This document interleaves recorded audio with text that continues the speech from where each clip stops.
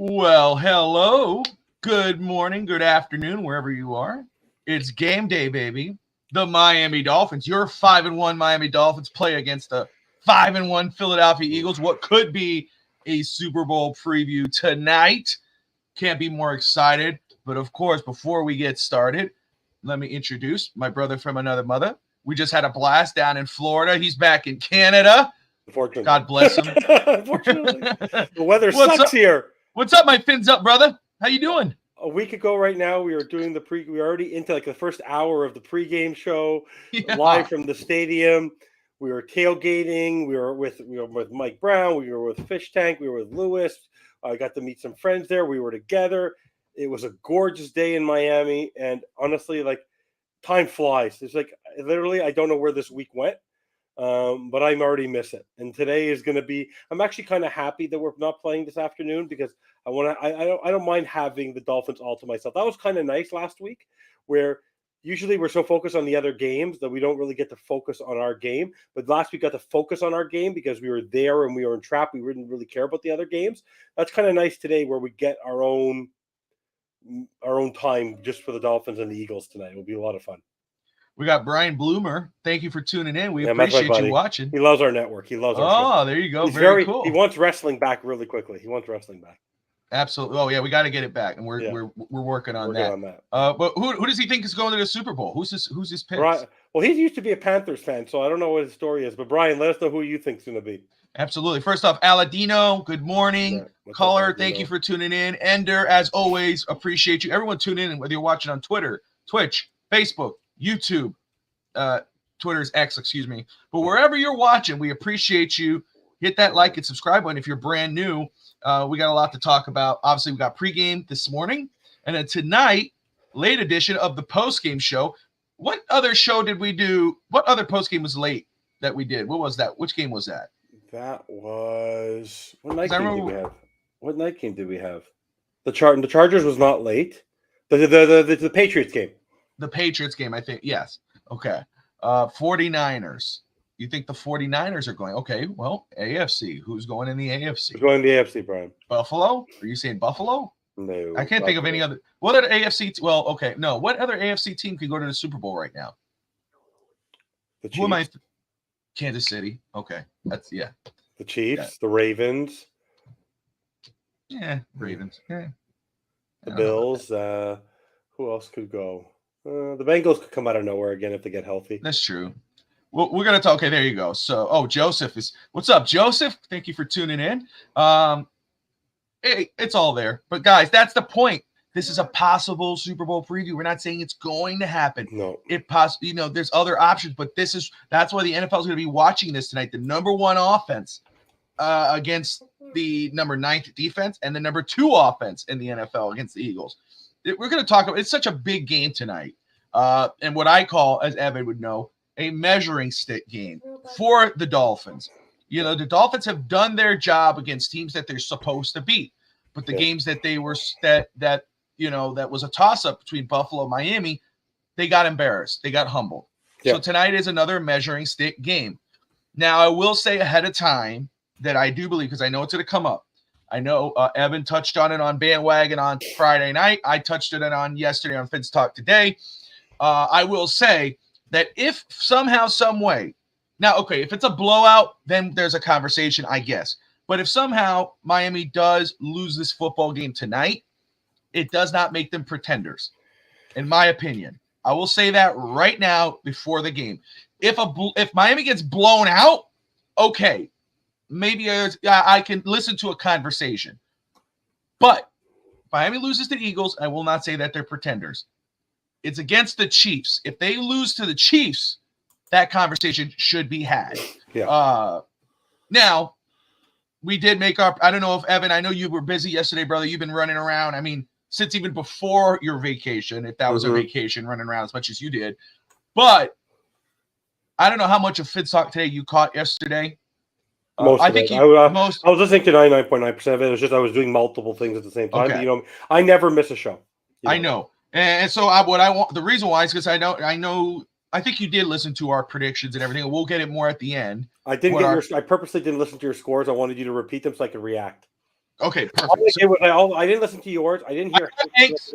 all I did say Eagles, and then luckily I was not driving at the time. Okay. All right. Comment that I'm dropping him off at MetLife, right? Yes, I know. So that's why I thought, okay, but I'm gonna leave him. I have Hank's score, I have my score, and we'll roll with that. Yeah. Hank was slick. Hank goes, I'm gonna let you say yours first. I'm like, you son of because again before the season, I had it where I have to go back, but I had to score. But as the season went on, this game here was like a torture fest. I was kind of going back and forth, and I'm trying to convince myself. But as I realized, I was trying to convince myself the other way. And that's why I said, no, it has to be. I just going to say this way to be safe. But we'll touch on it. The Lions, absolutely. In the NFC, you can't sleep on the Detroit Lions now. But the Detroit Lions have a little bit of an easier path than the Dolphins in terms of their schedule. But at the same time, they haven't proven anything yet. They're not playoff. They're not playoff guaranteed.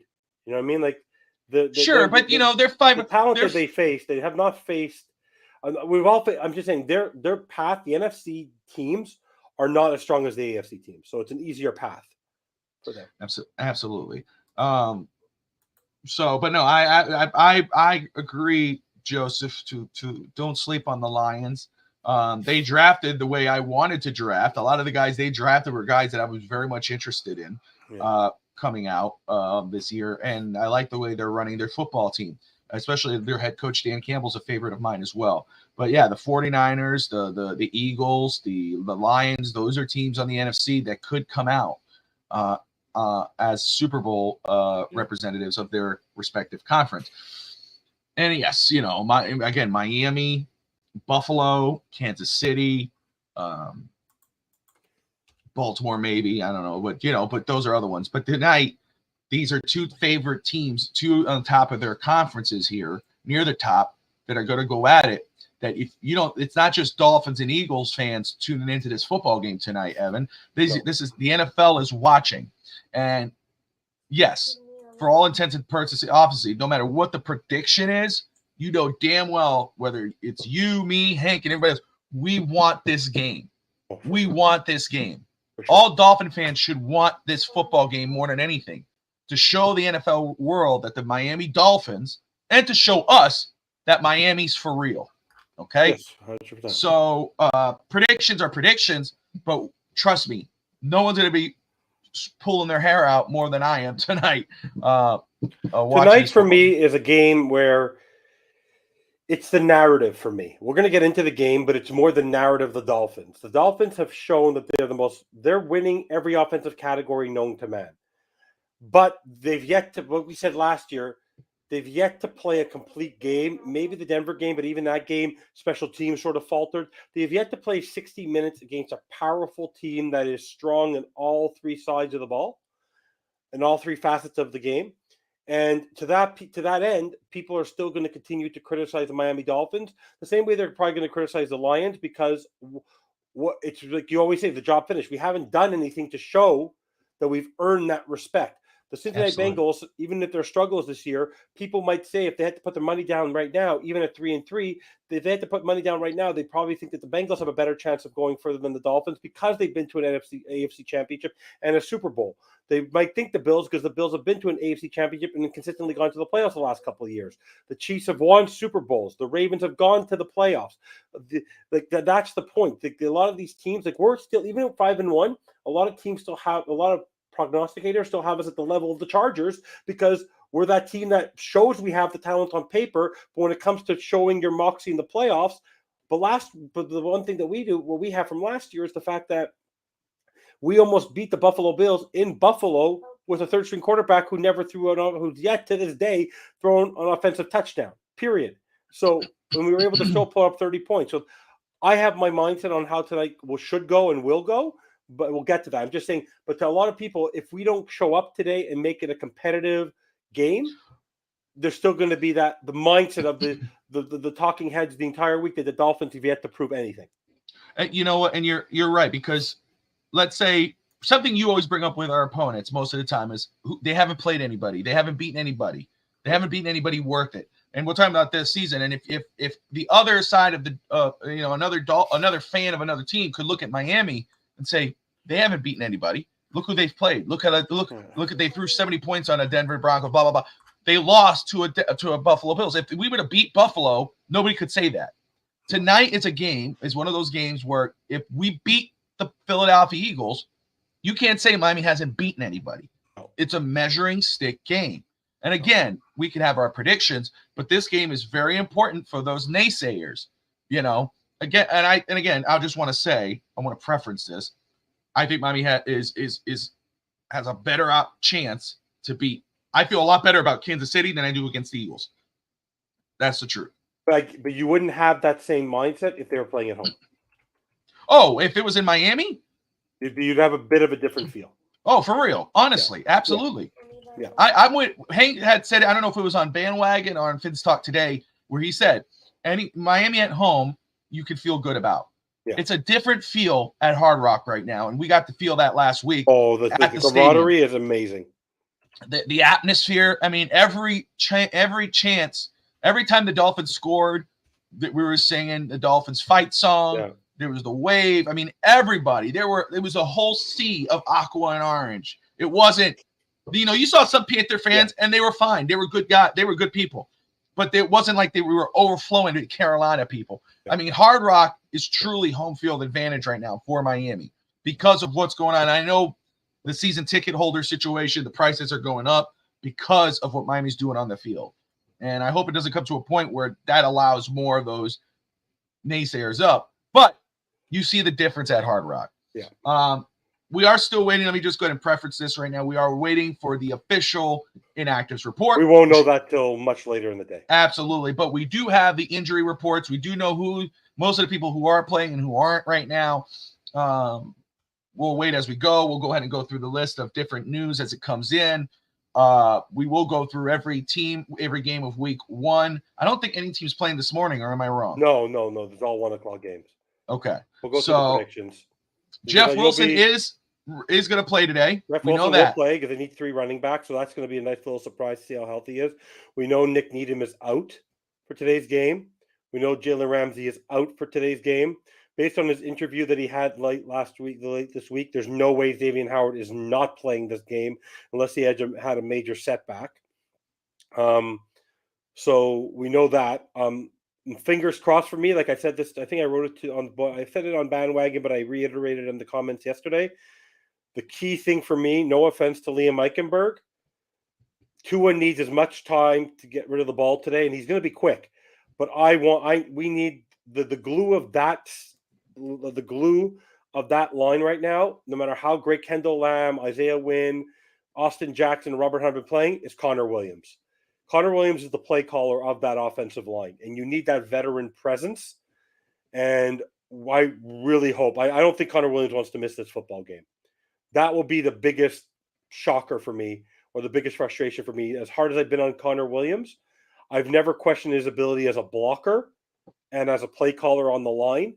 We need him to play this football game. And please tell me you agree with me on that. Like you have a little more, you're going to feel a lot more comfortable with Connor Williams behind center than Liam Eichenberg. Like that is but let's give credit for I agree with you. But let's give credit to Eichenberg, who had a good game against the Eagles. Against the Panthers. Yeah. So, we rag on him a lot, but he showed up last week, which was pretty cool. But absolutely, no, Connor needs to be back for this football game. Connor needs to be back. Joseph, no word on Claypool as far as I know. He was obviously inactive last week. We hope I think he'll play. If I were them, considering the fact that Julio Jones is playing, we need a big body wide receiver there. They're not utilizing Chosen the way they need to. Or they've had to. I would like to see Claypool in a package today. Yeah, but no word officially yet. I would actually utilize, because when they're looking at tape, they see what Hill's doing. They see what Waddle's doing. They see what Berrios is doing. They see what Smythe is doing. They see what Hill is doing. They see what Mostert's doing. They don't know what they're going to do with Claypool. They don't know what they're going to do with Jeff Wilson. I would utilize those guys in this game to be more of a shock factor during the course of this game. That's just my opinion, though. Absolutely. Let me look something up very quick as I am rolling here. Again, you guys are watching the Miami Dolphins pregame show on the Fins Talk Sports Network. Of course, we talk Dolphins versus whoever they're playing. We're talking the Eagles today. And then, of course, we're going through the list of the NFL Week 7 let's go ahead and pull this up. I want to make sure I don't miss anything. I'm not worried about Swift. I'm not worried about DeAndre Swift. Last week they realized that they didn't even utilize the running game. It was something that was like you see not that, even used. See the Mike McDaniel interview? The Mike McDaniel interview with his wife, and then that was an older interview though. They just replayed an older part of the interview. Was it an older interview? Yeah, but Looked the like mic'd up him recently. mic'd up is absolutely incredible. Like to hear him on the field, the way he's engaging with the referees. The guy is just that's the thing about this team that's all really amazing is the fact that this coach, no one criticizes him as a person. The affection people have for this coach across the league, how respectful he is of the refs, how respectful he is of the people around him, the fact that he doesn't take himself too seriously, the fact that the way he defends his team, the way he never puts it on his team is absolutely incredible for me. And let me just say, yeah, we haven't been good at stopping the run. My biggest thing is worried about Swift. I mean, you could say Swift, but I would also say, Hurts is an issue there with the Eagles. I've been our friend Manny, a bearded fanatic of Battered Fin Fans. He put it eloquently on his preview show this week. They discussed it. We discussed it on East 10th Street Boys, Evan, on Monday night. The Eagle. I mean, listen, guys, if you were sitting with Evan at that game, he can't deny it. Okay. I mean, it was 2 plays in and the dude was going nuts. But the one thing I kept hearing him say was, stop Thielen. What the hell are we doing? Yeah, Adam Thielen. Adam Thielen, they made him look like the all-pro he was in Minnesota. Yeah. He turned back the clock. And then Stephon Diggs, what Stephon Diggs did to us at Buffalo. And that was with Xavier Howard, a healthy one, supposedly. Yeah.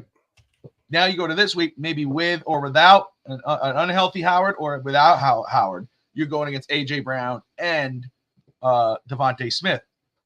There is stuff to be concerned with, obviously, with this football game. We're not ignoring any of those things. So, I think those are absolutely justified, Joseph.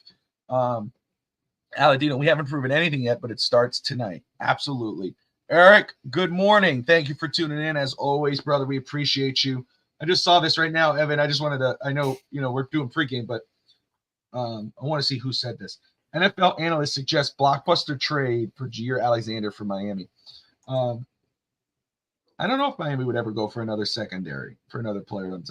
But here's my thing with Miami very quick.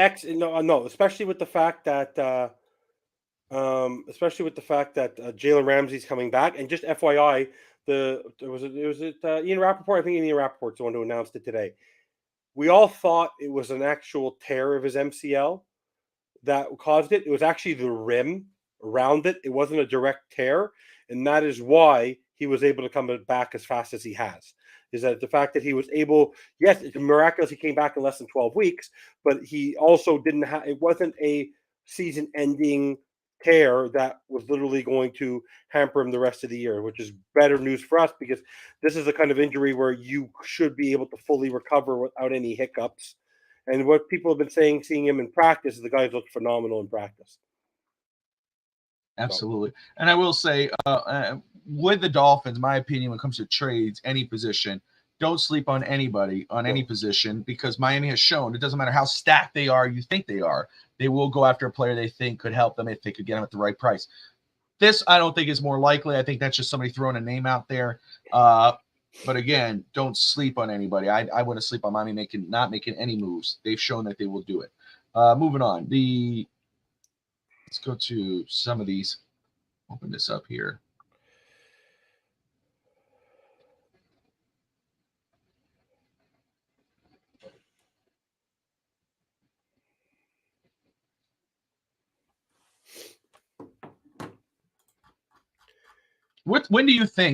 When would you rather have Jaylen Ramsey come back? Would you rather him come eat obviously he's not playing today, but you got the Patriots, you got the Chiefs, and then you got a bye. Would you rather him come against the Patriots or Chiefs, or would you rather him wait till after the bye and then return fully healthy? If he's fully healthy, I want him back next week for one reason and one reason only. No matter how much you practice, game playing in the game is where you get your best development. You get a feel for how you're playing. I wouldn't play him a lot of snaps next game, but I would bring him on for 50, maybe the first half or a quarter, just to get a feel, sort of like a preseason game, to get a feel for the field. Because the last thing I want is for him to play his first game and play cold against Travis Kelce. Because we all know against Kansas City, he's going against Travis Kelce. So give him an easy ride against a Devontae Parker or against a like Mike Gesicki or whatever you want. I would ease him in and give him even a series next game. Just let him get on the field, because any game anyone can get injured.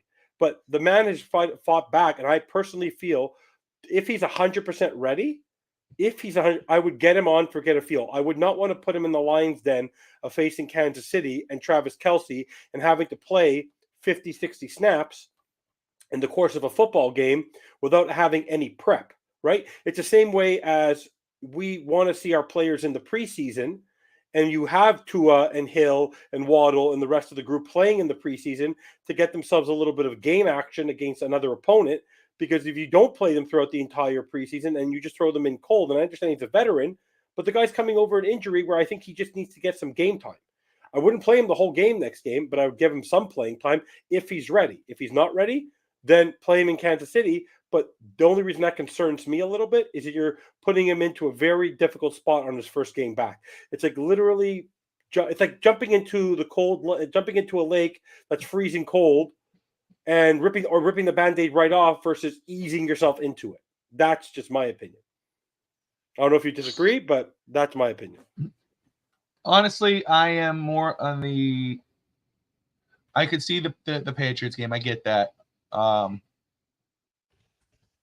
I agree with the Chiefs, and in the flight, covering a tougher player.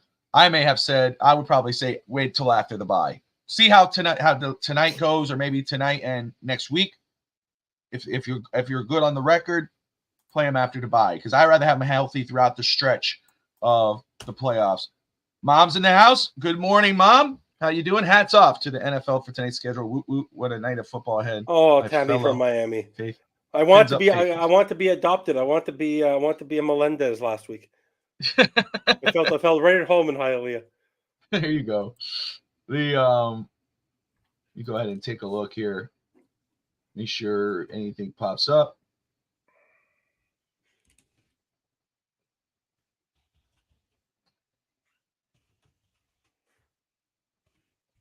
That's interesting. Come on, Mooch. Steve Mariucci. What does that mean? Tail of the tape. I guess this means who's stronger, who has the better position. Steve Mariucci is. I'm not seeing if he's saying that. That is true, Dave. He's here jumping into cold water. I'm just saying. I would not for football. Doing it slowly. True. So Steve, right now looking at somebody had posted this on X, but they're talking Dolphins Eagles right now, or were, and tail of the tape. I guess they were saying who has the stronger players at each position, and quarterback they have Miami, so I guess 2 over Jaylen. Receivers they have the Eagles, running backs they have Miami, defense the Eagles, head coach the Eagles. I think that's what I'm seeing there. Thank you, Tommy. I appreciate it. Have a home. Hey, but admit it, brother. You call me your brother, but I annoy you like I'm your brother. Right? So, no different. True. No different. It's all good. Adam Schefter reports that the Raiders won't be trading all-pro wide receiver Devontae Adams before the deadline. By the way, doesn't this prove what they're doing there? I understand he's been injured, Garoppolo, but that's the story of Garoppolo. That Josh McDaniels is just not a very good coach. He's a terrible coach, dude. Like people are not great. Some people are just not. Like I put him in the North Turner category, where North Turner was an excellent offensive coordinator, but he never was a great coach. He just never was a great coach. But is Josh McDaniels a good coordinator? Is he truly? Like, you know what I mean? Like, if we're absolutely talking about Bill Belichick.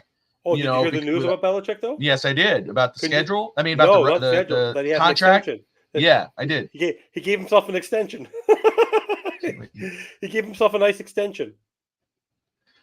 Mom says, let's video you and Evan watching the game. Haha. Oh, Jesus. Honestly, I wish that I don't know. I'm pretty sure Evan and I see that we probably get a delay in the game. If I'm watching, I'm probably ahead or behind. Yeah. And that's why we can't do it a live stream. What I would like to do eventually is maybe one game doing a live stream of Evan watching the game, and then maybe one day a live stream of me watching the game. I might break the internet. I know. I might break the internet. Because I always think, TD does that. He watches these games live, but it's always hilarious. So does Dudley Do Wrong.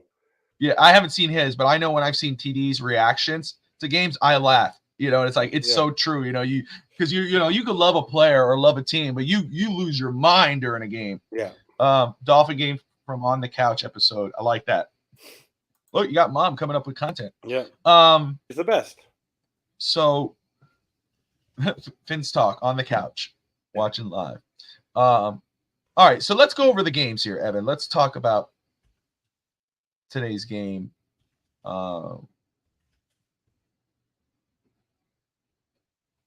22nd. All right. So why don't I have the score here? Well, we know the Jaguars beat the Saints.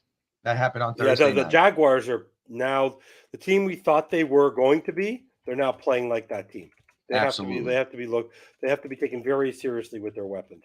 Absolutely. That's another team that we didn't talk about. The Jags, man. Yeah. The Jags are for work. Show up. Absolutely. They're late blooming, but yeah, they can definitely show up. Okay, so let's go ahead and run down this week's scene because I know Evan is. I'm beat, but Evan is obviously he's going through something as well, not feeling well. So I'll survive. I'm happy to. The one thing that cures me is talking Dolphins football, so I'm not complaining. I know. But let's go ahead and start this off here. We talk about the 5-1 Detroit Lions taking on the 4-2 Baltimore Ravens. Talk about a possible preview. But that starts today. That's gonna be a big game. Evan, who do you think pulls that one out? I think it's in Baltimore. Yep. I think the Ravens are just. I think the Ravens are just gonna. That defense is gonna give a little bit of fits to Jared Goff. It's not a home game. I think that they both end up 5-2 by the end of that game. I think they come back down a little bit down to earth. It's hard to argue that. It's hard to argue that. It is at home for Baltimore. Yeah, but I'm going to roll the Detroit Lions. I think the Lions pull it out here. I really do. I think the Lions defense gets to Lamar Jackson. I think he can't get over it.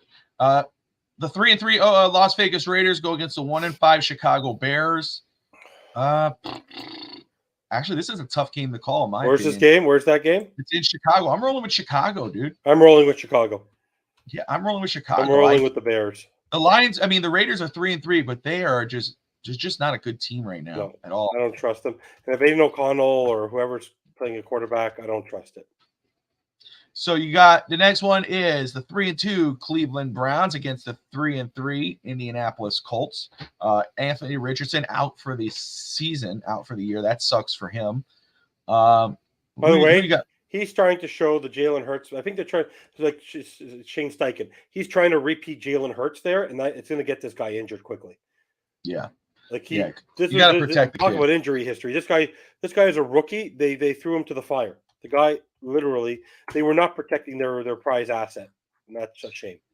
So, I hate to say, I'm going to roll with the. Well, you know what? I know who I'm rolling with. I'm going to go with. I'm going to go with the Colts on this game, and I think the Colts are, even though, like you just said, that they threw him to the fire. They've been resilient, man. They've won games they're not supposed to, and so I'm rolling with the Colts today. I think that defense showed last week that they can win, as long as they can win that football game. They have enough with PJ Walker. Sean Watson is not looking great. For me, it's the Browns. The Browns are that team this year that plays smash mouth football, that shows that defense can win you football games. It's something that we would love to see so far in Miami. So I'm rolling with the Browns again. All right, this game right here, I don't know if you're going to update that. I don't know. I remember you saying something, but this might be a huge upset here. The 4-2 Buffalo Bills taking on the New England Patriots. I'm going to let you take this one. Are you rolling with Buffalo? I am not rolling with Buffalo. Woo! Okay, let me explain why. Go for it. Bill Belichick is angry. Bill Belichick is annoyed. There's a reason why the contract thing is coming out and people are worried about. This is in Foxborough. This is not in Buffalo. And I think that this is a game where Buffalo got exposed last week. They almost lost to the Giants, and if it wasn't for Brian Daboll and Tyrod Taylor screwing up at the end of the first half on the 1 yard line, let me ask you, Bobby, how would FinStanza react if that would have happened with the Miami Dolphins? Would Mike McDaniel and Tua be on my good list or my naughty list if they would have made that mistake? Naughty. I think I would have. You would have heard me in Tennessee, wouldn't you? You would have heard me in Franklin, eh? Yeah, I would have heard you. Very distant. Exactly. So I have a feeling that Josh Allen has been exposed. They're having an okay year, but they have not been impressive. I just think it's one of those divisional games. You never know what's happening in a divisional game. And I have a feeling that the New England Patriots in Foxborough are going to beat the Buffalo Bills. I just have this sick. And the reason why I'm going with it is I need to go with my gut. In some games, I'm a little off, but I called the Jets, I called the Browns, and I called the Jaguars. So this is my upset of the week. I just have this weird feeling. I like it. I like it. Weird feeling.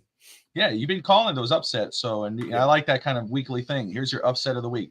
I'm gonna roll with Buffalo to keep it different. I love your points though. It's a division game. Buffalo has kind of they almost lost to the Giants. They almost lost to the Giants. All the points you are making, all the points you've made are absolutely fair. And I'm gonna be honest with you. If I'm gonna go different here just to be different on this one here, but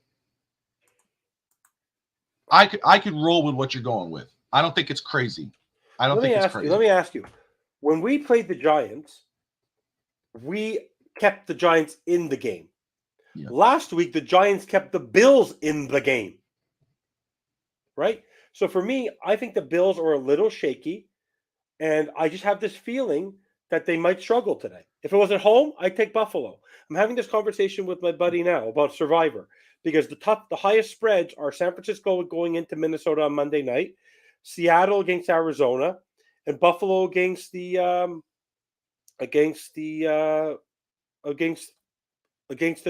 Patriots. Last week, did the Buffalo cover? Buffalo didn't come close to covering.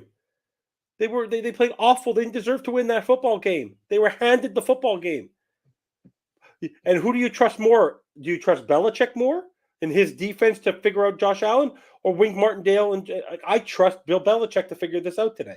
People are talking about Fangio, but look at Martindale, man. Martindale has. Yeah, he's not done much. So he figured something out last week, but I just have this feeling that this is going to be an upset special today. I just have this feeling. All right. For me, I just don't want. I'll be honest with you. I'm not worried about the Patriots. Also, let the Patriots win. Let them get some confidence, and then in Miami next week, we'll knock them back down to earth. It's all good. There you go. All right. So the next game here is the 3-3 Washington Commanders against the New York Giants, who are 1-5. I'm going to roll with the Commanders. Where are they playing? They're playing in New York. In New York? Yeah. They're not even Tyrod Taylor. You want to know what? Tyrod Taylor's playing today. They have some confidence. I know they're angry about what happened last week. I'll take the Giants. That's fair. I think that's fair. All right. So you got the 3-3 Falcons against the Tampa Bay Buccaneers, who are 3-2. Who do you got? In Tampa? In Tampa. I take the Bucs. All right. Rolling with the Buccaneers. I will do the same. I'm going to roll with Tampa on this one. The 3-2 Pittsburgh Steelers against the 3-3 Los Angeles Rams in LA. I don't trust that offense. That offense of Pittsburgh is laughable. Kenny Pickett is not him. Their defense is keeping in there, but Cooper Kupp, everyone was talking about Puka Nacua, how great he is. They got Cooper Kupp back. Yeah.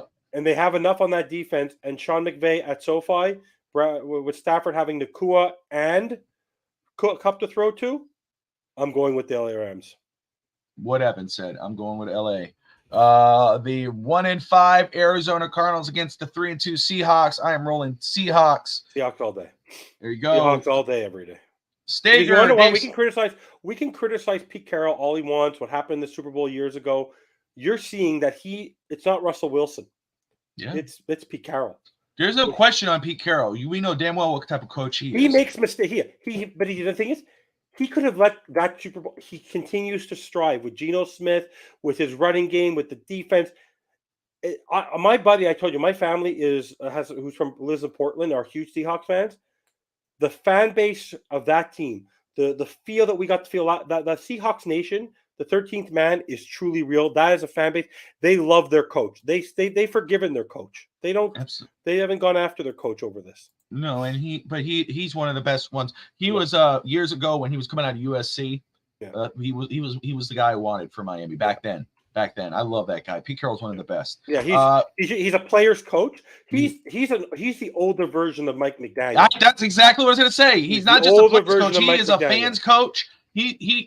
My wife loved, and before she even really got into football because of me, when she would see him, she would love him. She was like, dude, I just love the way his energy. He's that guy, dude. Yeah. Anyway, our colleague, our friend, our brother Dave Stager's Green Bay Packers 2-3 against the 1-5 Denver Broncos. I'm rolling with the Packers. I'm rolling with the Packers, even though they've come back down to earth. I'm rolling with the Packers. We got AFC West heavyweight matchup. You got the 2-3 Los Angeles Chargers against the 5-1 Kansas City Chiefs. Here's my upset pick of the week. I'm rolling with the Chargers over the Chiefs. Am I wrong? Yes. Go for it.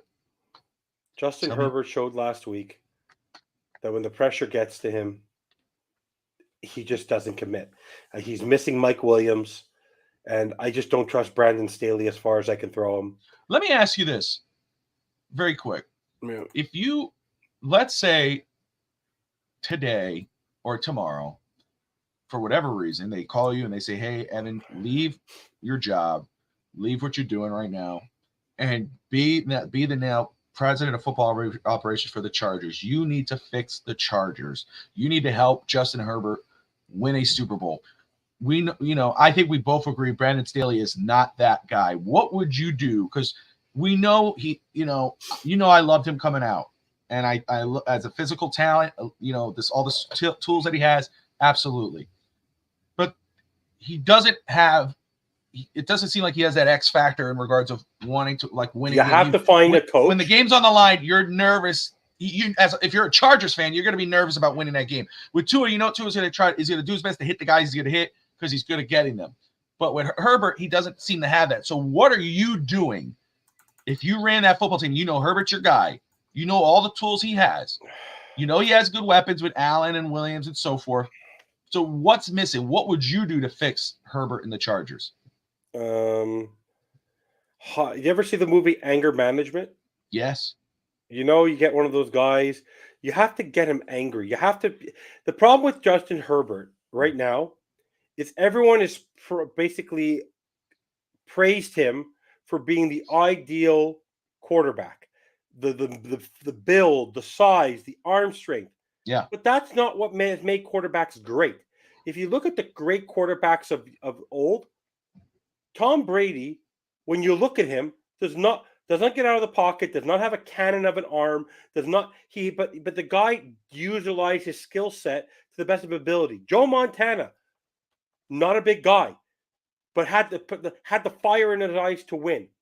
Same thing with Drew Brees, fire in his eyes to win.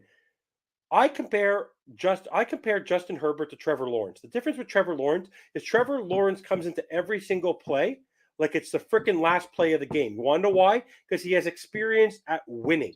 Right? Trevor Lawrence, right? A lot of people, when Trevor Lawrence was coming out, they were questioning his love of the game. They were questioning how committed he was. When you watch him play football and get hit, he gets right back up. But you want that's my point. My point that's always been my thing about the Tua thing.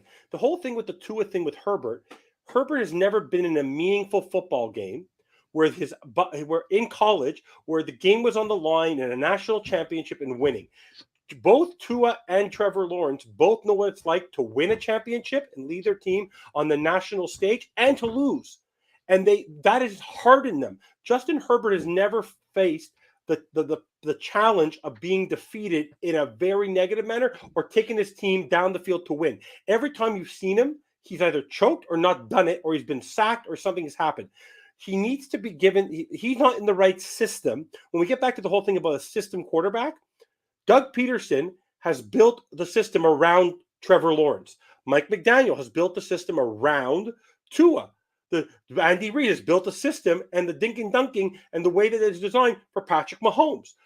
Are you telling me right now, Bobby, if you took Tom Brady tomorrow and you put him in the Ravens offense the way it's running right now, Tom Brady wouldn't be the quarterback he is. He'd get destroyed.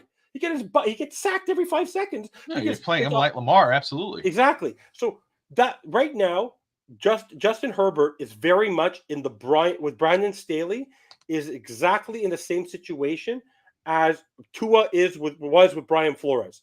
Go look at Tua. Go watch that interview with Michael Smith after the show. He feels free. He gets to be himself. It was a 17-minute, 20-minute interview about how he is as a person now. The person he was at Alabama to what he was the first 2 years here was a complete 180, and now he's back to what he was. Why? Because he got a coach who believes in him. You have to sometimes get players that surround you and a coach who's there to motivate you and support you. That's what he doesn't have right now. He's lacking. Justin Herbert is a phenomenal talent, but he doesn't have the same way. I don't believe right now that Josh Allen is ever going to win a Super Bowl with Sean McDermott. Why do I say that? Losing Brian Daboll, I think, has hurt Josh Allen. I think he's been worse the last 2 years than he was in the previous years. He threw more interceptions last year than he did in the previous years with Daboll when he was having an MVP caliber season. You need to have that person around you. They've surrounded with Darrell Bevell and with Mike McDaniel.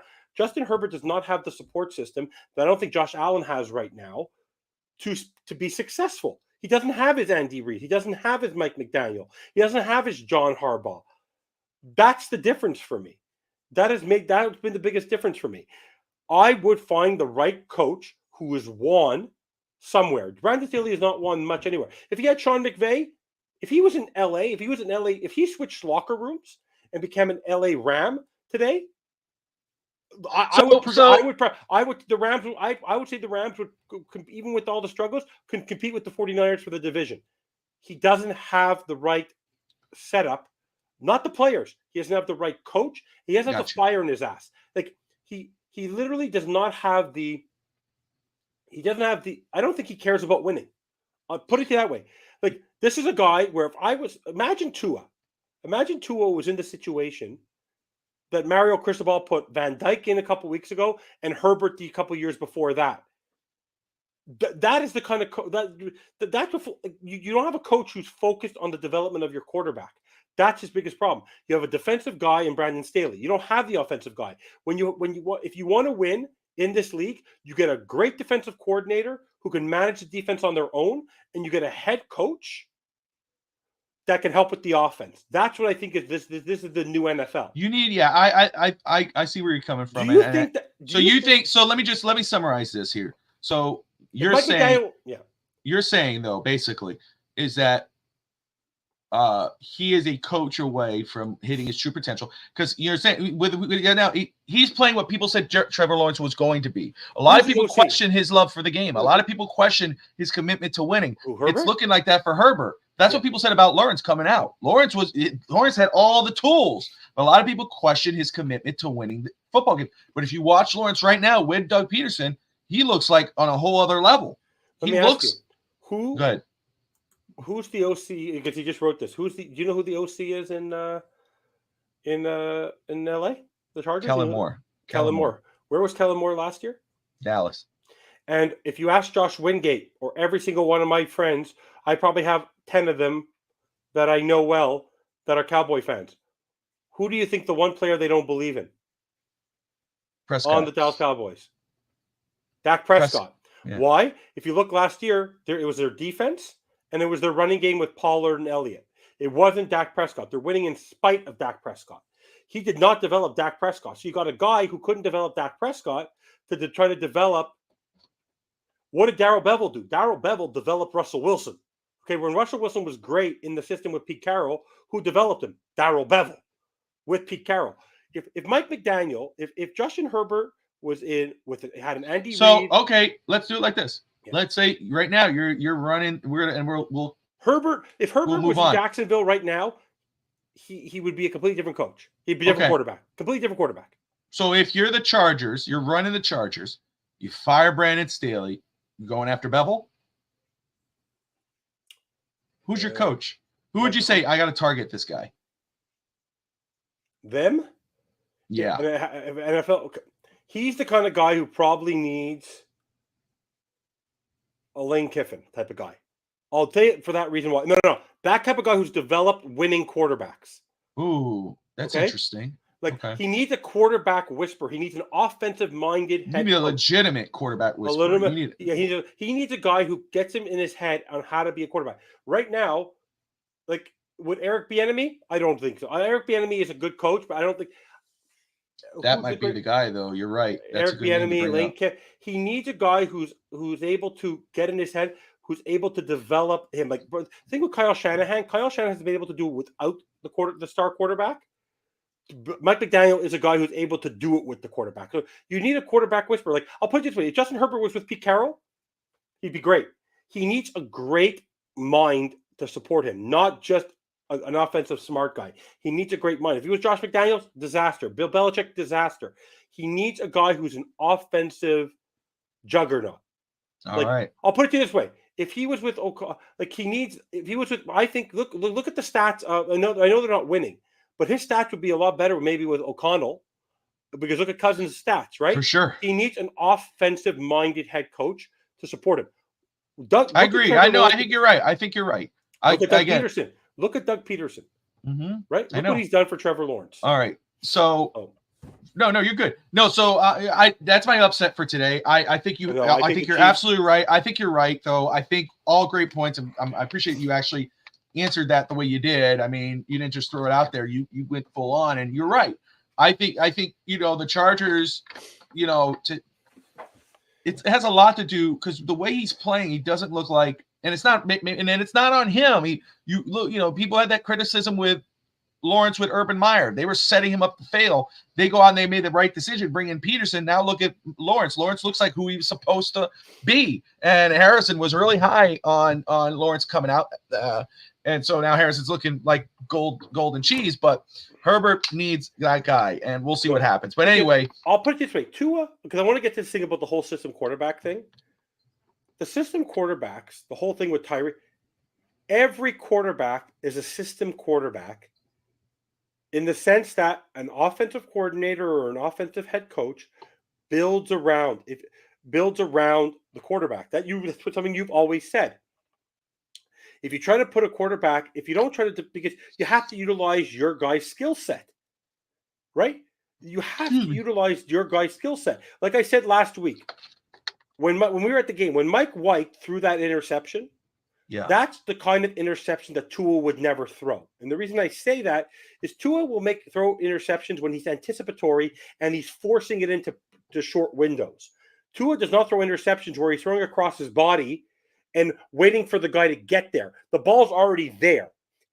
That when Mike White comes in, he needs to throw dink and dunks or deep balls. He can't wait to throw so they're going to have to find an offense that works for Mike White, because if you can't put Mike White in the same offensive scheme as Tua, you have to adapt the play calling because it won't work. They're two completely different skill set quarterbacks. That's how I see it. So I said that last year about Teddy, and I said that was the problem on our team, is that when Tua wasn't playing, they never adjusted to the quarterbacks. So this whole thing, Tua is a great quarterback in general, but you have to put him in the system that works best for him.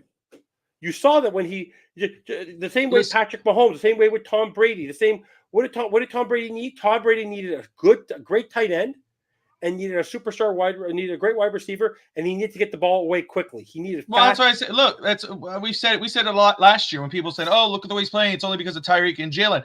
Well, he's supposed to be playing that great around those guys. You could look, you could put superstars amongst anybody, and they'll be trash. Some people tend to be trash. Tua played the way he was supposed to with the talent around him, and this year he's exceeding that, I think. And I will say this is that first off, I want to say this right now because I do see a clip here. I'm not able to hear it, but it says Tua said that when Mike McDaniel first got to Miami, he wouldn't even laugh at Mike's jokes in team meetings because he was just so nervous and tense due to his past working environments. How sad is that? Well, I was going to say it's sad. But remember last year when we brought in McDaniel, and you knew where I stood. You know who I wanted coming in. Doug Peterson. Before I wanted a veteran head coach, and Doug Peterson was that guy. And I'm glad what he's doing in Jacksonville. But after we hired McDaniel, and even after the first phone call between McDaniel and Tua, and you saw what he was saying to Tua, I had said to you, the most important acquisition that the Dolphins have made that season was not Tyreek Hill. It was Coach McDaniel. And I stick NFL talk. We're talking NFL right now, Daniel. Yeah. We'll talk Dolphins in a second. We're getting back to Dolphins. We've been talking Dolphins the whole time. We're just sticking around with the NFL right now. But very quick, McDaniel has been such a – he's such, what do you say this? How do I say this? What he's done for the – not just – what he's done for this – not only for this quarterback, but what he's done for the team, what he's done for the fan base. Blake Ferguson wrote on Twitter after that post-game conference. No, the post. You know how they always post? Yeah. He said, "I'd die for this guy. I'd take a You take a bullet for this guy. This time with a long snapper. Yeah, who probably snapper who I have an autograph here from. Very cool. Yes, and you could have it and anybody could have this if you donate to the Dolphins Challenge Cancer Foundation. The link is on my X page on Bobby Fins Talk and Fins Talk Sports Network. From $1 to whatever you want to give, your name gets in there. You have a chance to win that Blake Ferguson. So thank you for the little end around. I don't think you meant it, but it was right there. But there you go. Blake Ferguson, who said he would die for our coach. I haven't heard one word about the game tonight. You missed the first few minutes. You haven't been on since the beginning of the show, Daniel. And shame on you for not watching since the beginning. So anyway, continuing this, we'll move on now to the final game for Miami. Monday Night Football, 49ers versus Minnesota Vikings.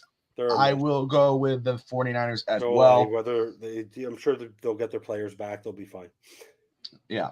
So I don't know what you I watched the beginning, some in the middle, and I didn't get to finish it. But the bandwagon, what are your three keys to secure a Miami Dolphins victory tonight?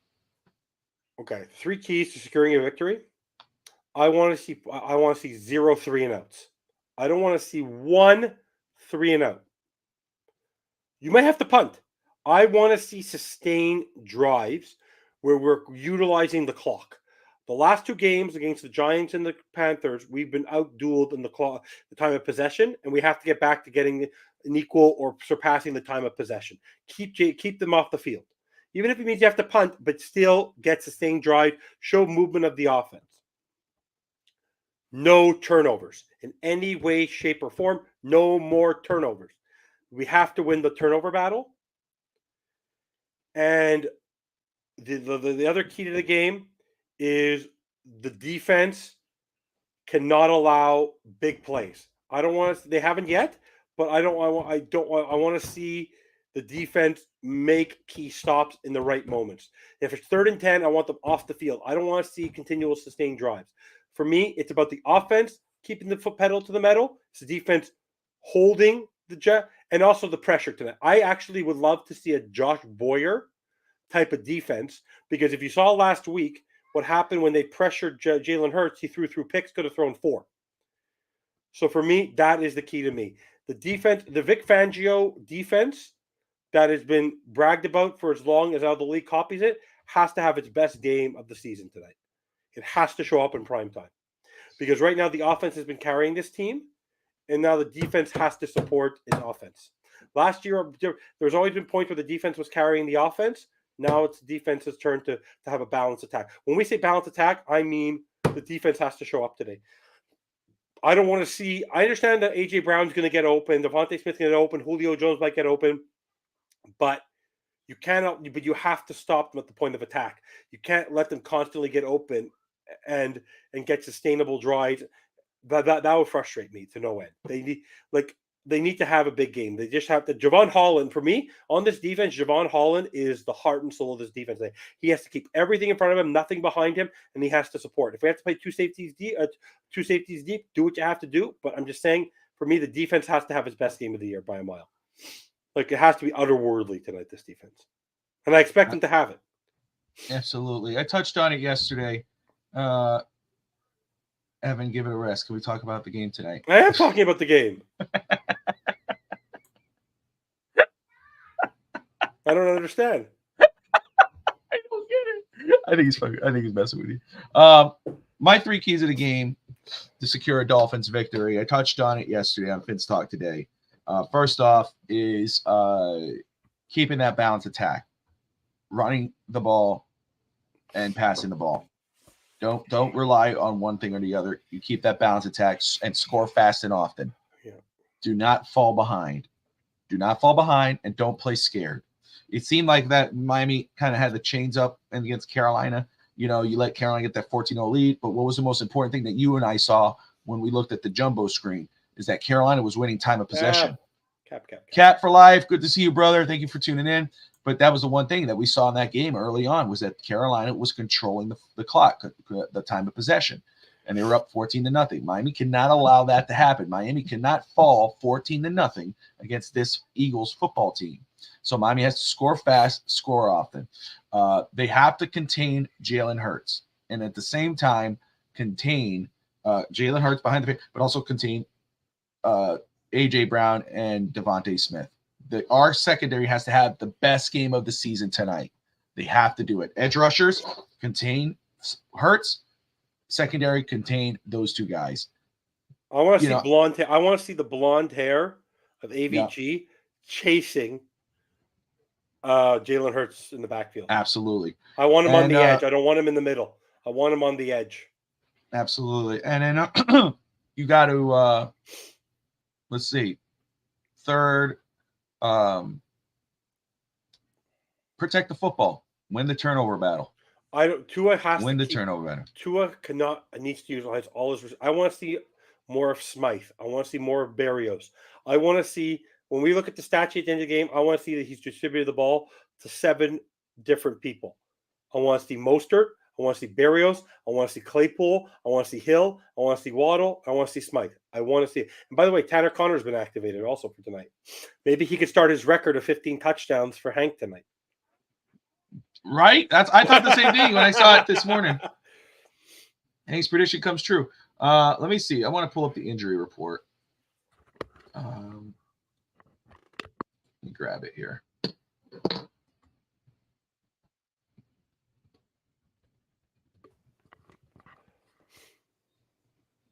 Super windy and snowing the whole day and night against. What do you mean it's going to be snowing?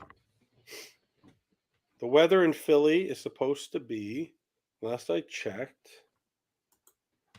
I think it's supposed to be chilly, but not. No, let me just look right now. Philadelphia. So far, only 1 Miami Dolphin has been ruled out for tonight on the final injury report. It's Needham and Ramsey. We haven't had we haven't heard the official inactives list. So right now, the 4 question marks for tonight, and this was released. Let's see. This was from Elaine Popert. So question marks are Xavier Howard, Connor Williams, Ingold, Needham. But Howard had said, as Evan has brought up, he said after practice he was definitely playing. Right now, at game time, it is supposed to be.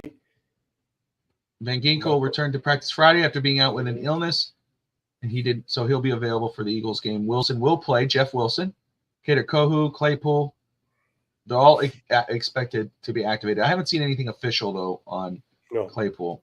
Maybe this is the official one. Let me see if I can pull this up for week 7. The gusts are supposed to be 31 kilometers an hour, which is not long.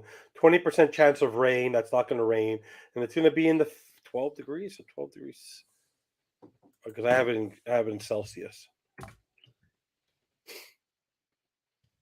It's supposed to be in the 50s. It's supposed to be in the 50 to 55 degrees with 20% chance of rain and like 10 mile an hour gusts. I'm not worried. So Jalen Phillips, Jeff Wilson, Van Ginkel, Kader Kohu, Chase Claypool, all were full practice on Friday, full participation. So it's assumed they will play today. Again, Nick Needham, Connor, Alec Ingold, Xavier Howard, all questionable, but Howard says he will play. Ramsey is out. Again, we don't know for next week or Chiefs. Again, Evan hopes he plays next week. He prefers that against the Patriots. I prefer just holding him until after the bye. But I think he's going to play sooner than that because I just think that's how he is. Let's see. So I don't know what the weather is for tonight. Evan just brought it up. It's going to be 50 to 55 degrees. Right now it's about 54 degrees tonight with 20 kilometer an hour winds, which is like 12 to 15 kilometer an hour winds, mile per hour winds, and it's 20% chance of rain. I'm not worried. No rain. It's going to be a typical Philadelphia fall night. It's not something that the Dolphins haven't played in before many times. So, all right, let me pull this up here. Okay, so let's run this down very quick before we go into our final predictions. The Dolphins have the number one offense in the NFL right now. Both the Dolphins and the Eagles are 5-1 on the season. Again, possible Super Bowl preview for tonight. Dolphins number one. The Eagles are number 2 in offense in the NFL. Defensively, the Dolphins have not been what we thought they were so far, but maybe, it's still very early on. It's only 7 weeks, but they're the 20th best defense in the NFL, where the Eagles are the 9th best defense. And Miami has struggled against top 10 defenses this season. So something to pay attention to. The previous games, of course, the Dolphins have beaten the Chargers, the Patriots, the Broncos. They lost to Buffalo in a measuring stick game. You got the Giants, and then the Panthers, they won. So they're 5-1, obviously. The Philadelphia Eagles have beaten the Patriots, the Vikings, the Buccaneers, Commanders, Rams, and then they lost recently to the Jets. As Evan knows, because I said it on Monday night on East Country Boys, I would have preferred that they had beaten the Jets and then we beat them because I think they're going to be a little more hungry after losing. But that's neither here nor there. Offensively, through 6 games, the Dolphins are averaging 37.2 points a game. And they are where the Philadelphia Eagles are averaging 25.8 points per game. Defensively, the Dolphins have given up 26 points a game average, where the Eagles have only given up 20 points per game, 20.7 points average. You look at Tua's numbers, we discussed yesterday, Evan, and I would love to get your point on that very quick after I get through here, before we get to the predictions. You look at Tua's numbers, you look at Tyreek. I think they should be up if it continues this trend for co-MVP because they are both very important to this football team. But right now, through 6 games, Tua is 71.1% completion percentage, 1,800 yards, 14 touchdowns, 5 interceptions, completion percentage a quarterback rating of 114.1 to Jaylen Hurts, 1,500 yards, 7 touchdowns, 7 picks, 84.7. Okay. Devon Achane, who hasn't played last week, he has 460 yards with 5 touchdowns. He's leading the team. He only played 4 games. Mostert, who's played 6 games, has 429 yards, 4 touchdowns. Swift for the Eagles has 452 yards rushing. So he's right there. He is, and it's scary because Miami struggles against the run. He has 2 touchdowns on the season. Receivers, it's just crazy. Tyreek Hill, 814 yards right now through 6 games. 6 touchdowns. Jaylen Waddle, our next best receiver, 296 yards. 2 games. Only 5 games so far in the season. A.J. Brown, 672 yards, 2 touchdowns. Smith, 334, 2 touchdowns. All right. Going over those very quick. Got to give. 1 and 2 offense in the NFL. Eagles top 3 in offense, top 10 in defense. Absolutely. Kayak, good to see you. Thank you for tuning in. So the vending machine is playing. Evan, very quick. Your thoughts. I know it's very early, okay? But we touched on it on Monday night a little bit. We said the last time there was a co-MVP was Dante Culpepper and Peyton Manning, obviously Vikings, Colts. There's never been the team that had 2 players that could be up for MVP or could be co-MVPs. I believe that this team has a legitimate shot. I believe Tua and Tyreek equally as important. It's not a knock on either one of them, but I think, and if either one won, obviously Tua more than likely because he's the quarterback, I would be fine with it. But I think that absolutely they should be considered co-MVPs at this point, and if they continue this trend at the end of this season. Your thoughts? It'd be nice to see. I think that Tua has the better reputation with the comeback story. That if he True. stays healthy and he has Comeback like player of the year, 5,000 yards, absolutely. he's comeback player of the year at this pace. I just don't. I think Tyreek, the way the NFL projects him, and some of the old, it's sort of like that baseball Hall of Fame thing with steroids. The older brass does not like Tyreek Hill in that sense. I think Tyreek Hill gets a different fan base for offensive player of the year. In order for Tyreek to be considered MVP caliber, he'll have to get past 2,000 yards receiving, 100%. Yeah. If he ends up at 1,900, it's not even the case. Absolutely. It's been a quarterback award for many, many years, unless you shatter a record. So if he breaks the record, yes, he has to be in the MVP conversation. I could see it. If he doesn't, I think he still win Offensive Player of the Year at this pace. Tua MVP, Tua comeback player of the year. Would it be nice to see? Sure, but they'd have to both break records, and Tua would have to play the entire season. And also, I believe that they have to win the AFC East. If they don't win if they finish, even if they break the records, if they finish with a 10-7 record or an 11-5 or an 11-5 record, not a 12, not a 12 and 12 and 11-6 record. If they don't finish 12-5 or 13-4 and break the records, I don't see that happening. But I do think they do have to win the division. Like, in order for that's part of the balance of them winning these MVP and NFL is the fact that they have to win the division.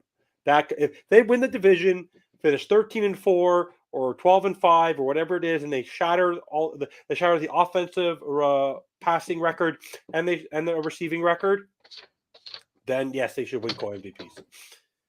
There you go. Cap for life, 1,000 yards, and certainly pretty darn close to 2,000. Absolutely. Yeah, I mean, that's 14 weeks, right? That's 2,014 weeks. You give he's him a on couple pace back. for over two. Right now, he's on pace for over 2,300 yards. Yeah. So I mean, but that's what I'm saying. He could, if let's say he only got, and I knock on wood, it doesn't happen, but let's say he only gets 50 some odd yards, 60 yards. It's not going to affect him. He could still get that 2,000. That's how good he's playing this season. All right. Here we go. All right, we're at the hour. I want to get our predictions out, and we'll wrap this up. And then, of course, we'll be back on tonight for post-game directly after the game. We will be on here post-game late. So, guys, don't forget, hit that subscribe button if you're new to the channel and that notifications button. We'll be back no matter how we're feeling. We'll be on. But, Evan, yes, I gave my prediction yesterday. Which was? I got to give it to you now, right? All right. Fresh meat coming in fresh as they come on IR. I'm looking for this to reflect in tonight's game and sharing as Tyreek shatters the record. So excited for this game tonight. We all are. And again, it's a huge game. Again, make sure I got it here. So on Fins Talk today, we made our predictions. And again, this game here, till up to yesterday, I was going back and forth, torturing myself. Felt more bad about this game, bad in the way of making my choices, kind of picking and pulling, than I have any game of the week, even Buffalo. And I'm going to say, I talked about it yesterday, gave my reasons, talked about it right now. The way I'm rolling here, my official prediction, I'll say Hanks right now is 42-35 Eagles. Okay? He has the Eagles pulling us out. He thinks it's an offensive juggernaut. He thinks it's going to be an offensive game. I can't see that. Okay? I don't see it. Again, Miami has struggled against top 10 defenses. All right? Against the Patriots, they only scored 24 points, 24-17. Enough to win, but they only scored 24 points. Against Buffalo, again, both division rivals, but again, another top 10 defense, they scored 20 points. They looked really good against defenses not top 10, but they've struggled against top 10 defenses. I don't think this is a contender-pretender game. I don't care what, again, if they get blown out, we can have a conversation. But if it's close, you said this during the week on the phone with me, if it's a close game, it's not a conversation. But if they're blown out, then it's a conversation. I absolutely agree with you. And I think it's going to be a very close game. And I pray I am wrong on my official prediction for today's game. But I have it 27-24 Philly tonight. 27-24 Philadelphia. Evan, tell me why I'm wrong. You've seen this game. Let me just say this. Let me just say this. You've watched this team on TV. You've seen them in person. The defense against Thielen, against Diggs, against top 10 defenses for the offense, but against the defense, they've struggled. They have struggled. They couldn't stop Thielen. It's ridiculous. If they made him turn back the clock, they're going to go against an A.J. Brown and a Devontae Smith. Yes, this could be a coming out party, and I hope it is. But with everything we've seen so far, how can we say otherwise? Because I'm the driver of the bandwagon, and I can never bet against my Don't team. do that. Come on. Tell me. Come on. You in the bandwagon crap. Vic Fangio. I'm telling you this now. Vic Fangio's time in Philly is going to play a role today. Your prediction would be different if Jaylen Ramsey was on that field. It would be different. Somehow, some way, Xavier Howard's going to muster the fortitude to cover A.J. Brown. I'm less concerned about Devontae Smith. Whether you put Kohu or Eli Apple on there, I'm fine. Somehow, some way, the Dolphins have to prove their worth. They've struggled on primetime. They've struggled against these star teams. Yes. And this is a way for them to say to everybody, we are now in the top tier of the NFL. Yes. And they have players on this team that are prideful. Tyreek Hill, Tua, Wilkins, Sealer. And I want to tell you this. The reason why I'm more confident in this game than some people are is that last year against it, when it mattered most, our defense did show up in a big game, and that was the playoff game. They struggled at the beginning, but then they ended up getting those that key sack. Sealer and Wilkins really came out and had a game. They ended up keeping the team enough in the game that we were able to put up 30-something points. I wouldn't be surprised if we saw a defensive score today on a fumble or something. My final score is going to be Dolphins 31, Eagles 23. I just have this feeling they're going to overcome what they need to do. They just have to overcome it. If they don't do it, for me, I will be disappointed. If they lose this game by 3, I will be upset, but I will be able to find. I'll be upset too. I mean, I don't want to lose at all. I think you got to win these football games. Absolutely. I would rather them. For me, I'd rather them lay an egg and just have an off game against a team they should beat than lose this game tonight. Because people are allowed to have bad weeks. I got you. And by the way, this is less on the players tonight. This is all on Mike McDaniel and Vic Fangio. This is the kind of game where your coaching staff. I disagree with that. No, let me explain why. Okay. Last week, that defense was stout, but that was Robert Saleh's game. He found a way to get to Jalen Hurts. If Vic Fangio spent time with the Eagles more than he spent any other time last year with anybody else, he knows they haven't changed the offense as a result. I believe that Vic Fangio, this is his game. If he does not show that the defense has improved in this game alone to play up to this competition, then Vic Fangio is not the defensive coordinator we all thought he was. And you can't blame it on the players. If he cannot whip up a scheme to shut down Jalen Hurts and A.J. Brown tonight, that's on him. That's on him. Yeah, I disagree with that. I would disagree with that in regards of the coaches. I think this is on the players. The players have to play up. Again, we were just questioning Adam Thielen and Stephon Diggs. Okay, but they were playing down to the Stephon Diggs. Hold on. I let you talk. You talk forever. Time. Okay. We've seen what these guys done against these star receivers. We've seen what they've done against decent running backs. They can't stop the run. That's why someone said earlier they were nervous about DeAndre Swift. You can scheme any way you want. It's up to our players tonight to show that they are in the same tier as the competition. They have to come up and they got to play well. They got to – Kohu has to have a good – because we're saying, I'm not worried about A.J. Brown. Xavier Howard is going to show out. He's shown that he's going to do it in the past. Let's hope he can do it today. We need to see Kohu show up. We need to see Kohu show up against the Devontae Smith. We got to see them stopping the run, okay? We have to see that. We got to see Tua and our offense show they could do what they've done against the Broncos the Chargers, the Giants, the Panthers. We got to see them do that against a top 10 defense with the it's okay. Against as I was on, I was so quiet they were shocked I was on. I know they had to see him. Yeah, they were like, "Is he done?" No, but they have to show that tonight. All right, so don't turn on ESPN NFL Network tomorrow. Oh no, for sure not. No, they will. But again, Daniel, here's my question for you because I said, though. I know, but I don't give a I don't care about the national media. Again, first of all, it's not about that. I'm talking about the end result. Okay, again, I hope they win. Okay, obviously, we all go crazy if they win. All right, again, but do you believe, Daniel, that if they lose tonight, are they pretenders in your eyes? If they don't play, if they get away, I'll put it. You know how they're going to lose? If they get away from what's allowed them to be successful this year. If Mike McDaniel thinks he needs to whip up something different and Vic Fangio, they have to stay with what the only place where they need to adjust is the defense. The offense just needs to be sustainable and utilize your running game. Utilize your running game. You have to play better than 20 points. You cannot score just 24 points. But they're not going to score only 24 points. Against top 10 defenses, they haven't scored more than 24 Yeah, but this is not Bill Belichick. The guy who replaced the Philadelphia Eagles are not the same Philadelphia Eagles as last year.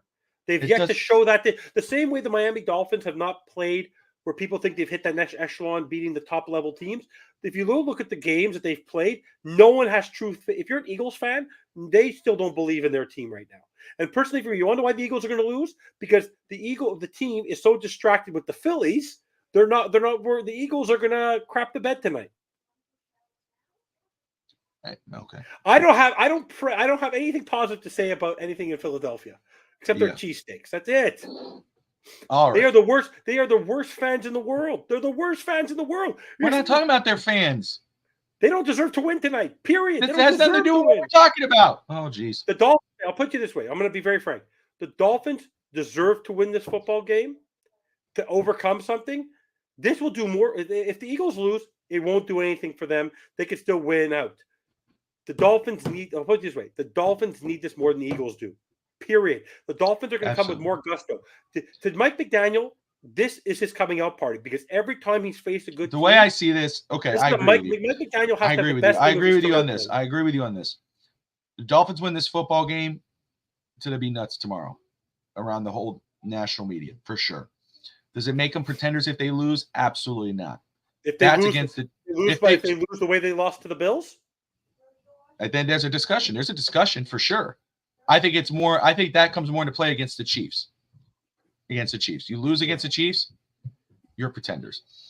Anyway, guys, I agree. I hope Evan's right. Obviously, we're going to be going nuts tonight. It's going to be a great game. Again, join us tonight for the post-game show. I'll make a prediction tonight. When don't you ever? The 3 points.